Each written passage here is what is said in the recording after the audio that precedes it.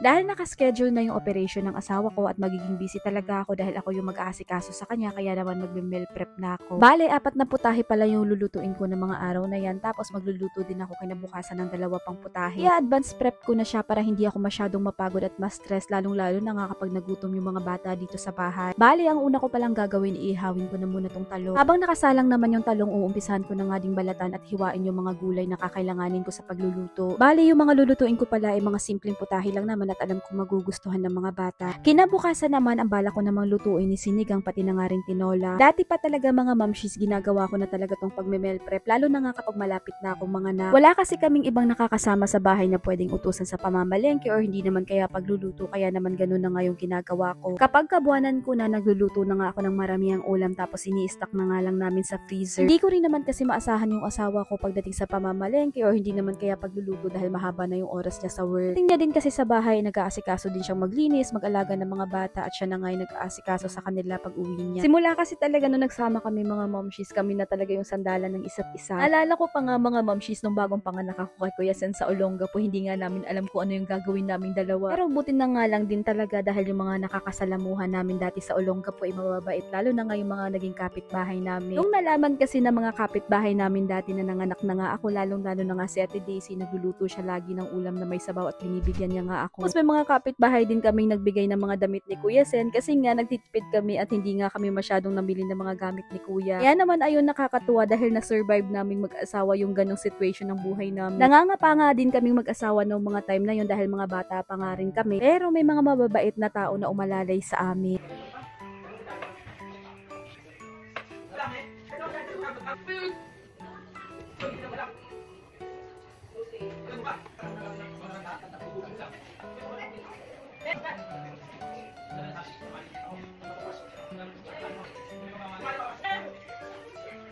After ko palang ihawin yung talong, naglaga naman ako ng itlog para naman to sa adobo. Para pala hindi rin mag-crack yung mga itlog habang nilalaga, inilalagyan ko siya ng suka.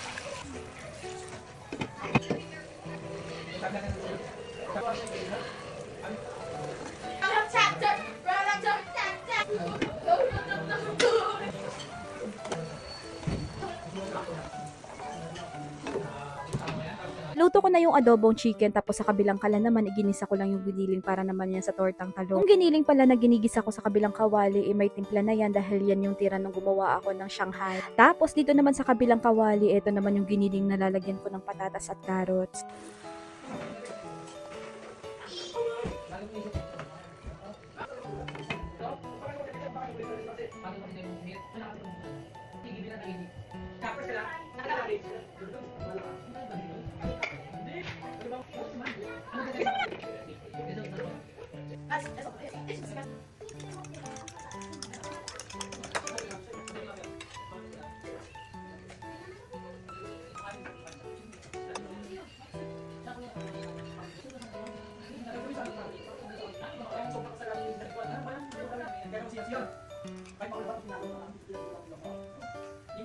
Nakapag-prepare na ako para sa tortang talong, kaya naman isinalang ko na din siya.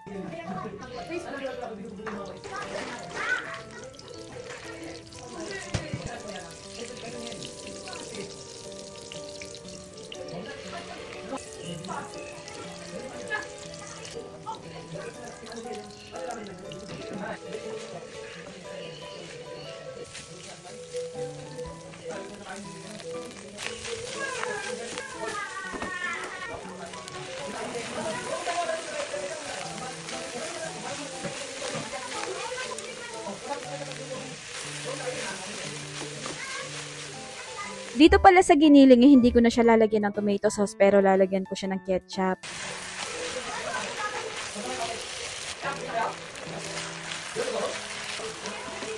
Lagyan ko lang siya ng paminta powder, tapos nilagyan ko siya ng asin, pati na nga rin ng asukal.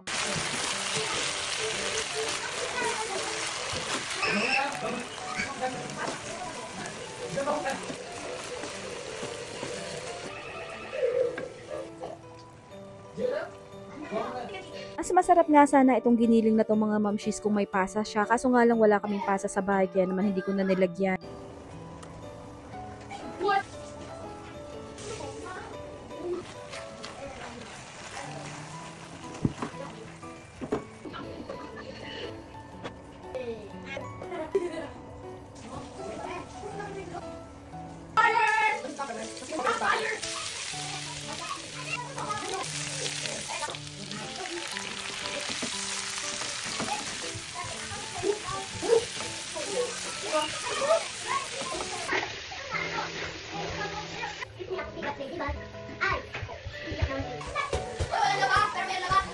Siya labas at na! Siya!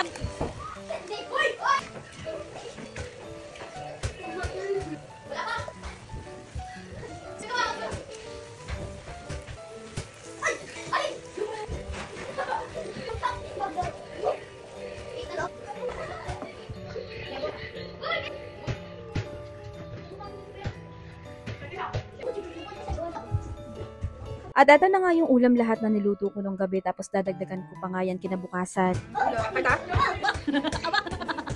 Ayun ka na? Mapugi naman yan! Mapugi naman yan dyan!